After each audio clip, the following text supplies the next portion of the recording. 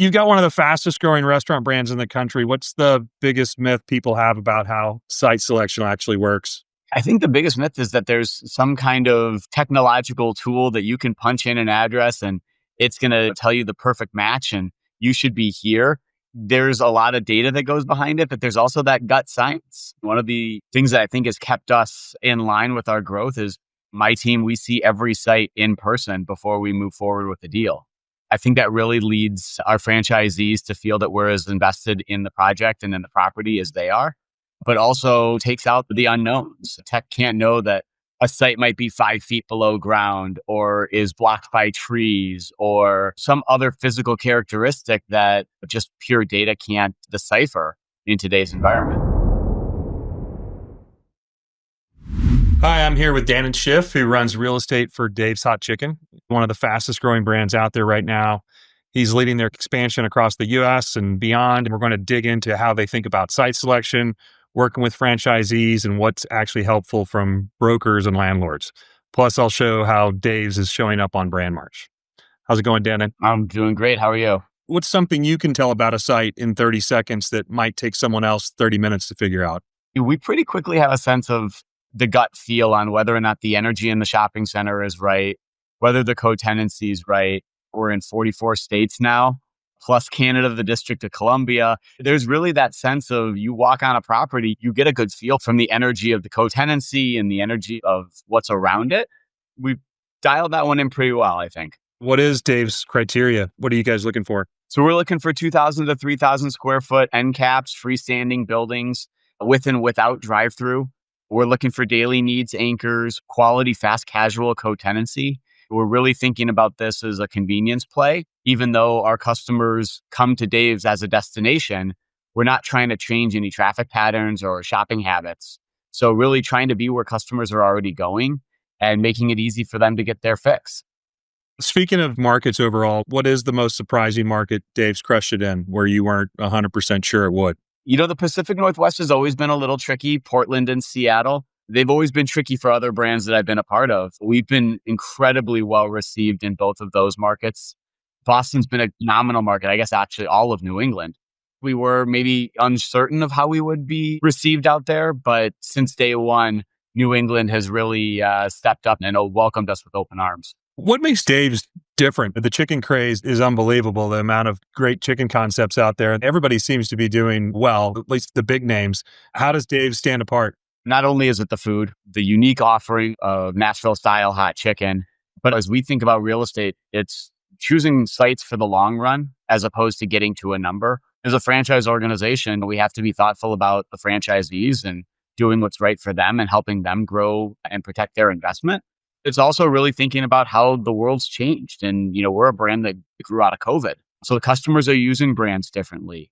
We have to think about third-party delivery as much as the in-person guest. And how does a trade area maybe differ now versus how it was in 99, 2000, 2001, and kind of the birth of fast casual? How does the customer use Dave's? How do they want to experience it? How do they want to interact with us? But also in a way that protects store volumes, limits impact, and makes for successful restaurants for our franchisees. You've been with Dave since the early days, and it's a pretty interesting story. You mind sharing the origin story with Dave's? The origin story of the brand is 3 high school dropout friends who wanted to provide for their families. It really is the American dream. They popped up in a parking lot in East Hollywood using the $900 of life savings that they had between the 3 of them. And on the third night, the editor for Eater LA arrived, and the next day wrote the article that the late night East Hollywood pop-up spot might just blow your mind. That really accelerated it from short lines and not much business to 2-3 blocks long and folks waiting hours for chicken. So I think that's one of those incredibly unique brands. And I was fortunate enough to meet them when they had 2 restaurants in a previous stint. I joined at Restaurant 9 in March of 2021. It's definitely been a wild ride. Yeah, so those guys put their life savings into it. A lot of these franchisees you work with are probably doing the same thing. So how has working with franchisees changed the way you think about growth? We have some of the best franchisees in the industry. They're all multi-unit operators of other brands. So they've been through those growing pains before. We're working together to do this the right way. But you really have to think about it. It's their investment and they're investing in our brand. We really do it collaboratively and we see everything together. we're in the field with them thinking about the strategy. And I think they really find that partnership to be refreshing relative to some of the brands that they're with currently or maybe in the past. That relationship wasn't like that. And I think that's why we've been successful. If Dannon was going to own a Dave's Hot Chicken, if you could pick any street in America, where would you put your franchise? That's a really tricky one.